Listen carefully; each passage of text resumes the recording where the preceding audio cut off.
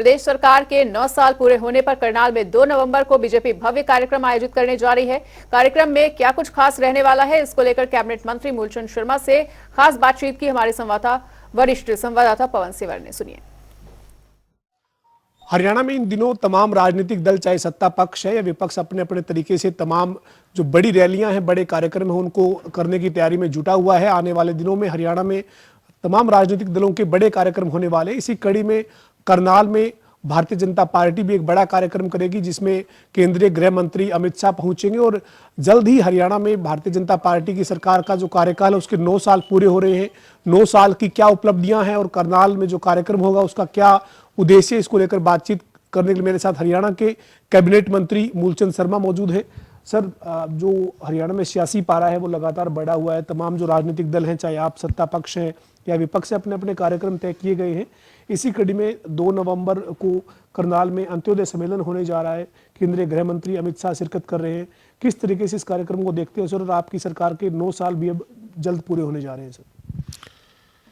सबसे पहले तो मैं 9 साल में जो प्रदेश में भारतीय जनता पार्टी सरकार रही है, प्रदेश के मुख्यमंत्री मनोहर लाल जी के नेतृत्व में जो 9 साल में ऐतिहासिक काम हुए हैं, कभी कल्पना भी नहीं थी कि हरियाणा में ईमानदारी के साथ और योग्यता पर नौकरियां लगेंगी। कभी कल्पना भी नहीं थी।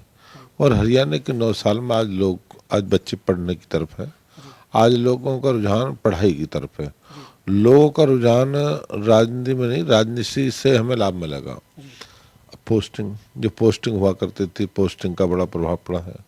तो पोस्टिंग आदमी को इतना समय है, ऑनलाइन जो पॉलिसी है, इसका बहुत बड़ा लाभ।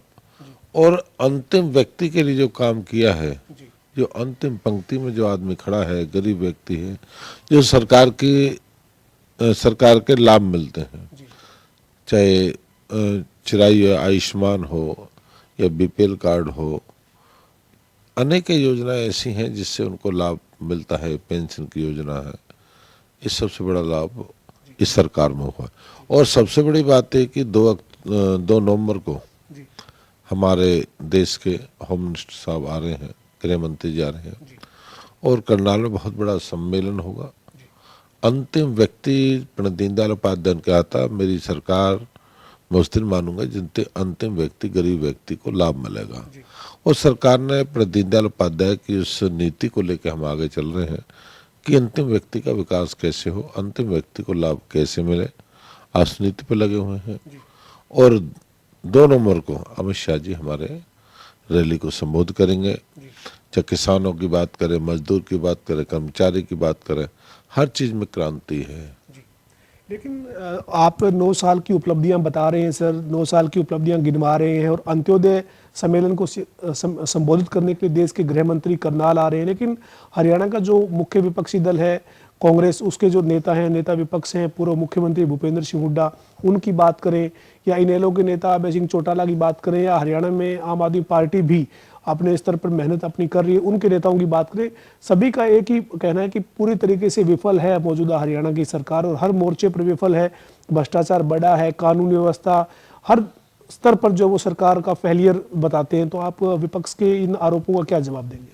नहीं, विपक्ष पे कोई काम नहीं है। आज विपक्ष पे आज कोई काम तो है नहीं, बुराई के अलावा कोई काम नहीं है। और कोई काम ऐसा नहीं है जिसको वो कह सकें। आपके गीत उगा नहीं सकते, इतना काम हुआ। हाईवे देखिए, स्टेट वे देखिए, फ्लाईओवर देखिए, रेलवे देखिए, कॉरिडोर देखिए, इंडस्ट्री उद्योग को देखिए, ये तो कह नहीं सकते। गरीब व्यक्ति बात नहीं कर सकते। उनकी बुराई के अलावा कुछ भी नहीं है। जो इनके हालात रहे 52 वर्ष, जिस तरह देश में राज किया इन लोगों ने लगातार कंटिन्यू, यही हालात है इनका परिणाम का, जो आज घर बैठे हैं। और 24 में ये फिर घर बैठेंगे कि जब तक ये धरातल पर नहीं आएंगे, हकीकत लोगों की जमीन को नहीं पहचानेंगे कि लोग तुमने क्या किया है, तुम जमीन पे कहाँ खड़े हो। अपनी वाणी से कुछ ही बोलिए, वाणी का कोई तोड़ नहीं है, वाणी तो आदमी कहीं बोल सकता है।